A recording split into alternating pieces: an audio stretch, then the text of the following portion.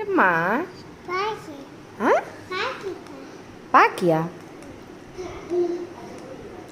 టీవీలో ఆయన వీడియో ఆయన చూసుకుంటున్నాడు. నెక్స్ట్ ఇక్కడ చూడండి దొంగ ఆట ఆడుతున్నాడు. దొంగ దొంగ యారండి? పూర్వీక్ ఎక్కడున్నాడు?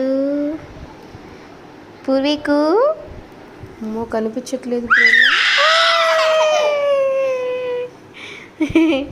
వెళ్ళాడవే బూచి ఆట ఇది. నీకు ఇష్టమా బూచి ఆట అంటే? పూర్వీకేడి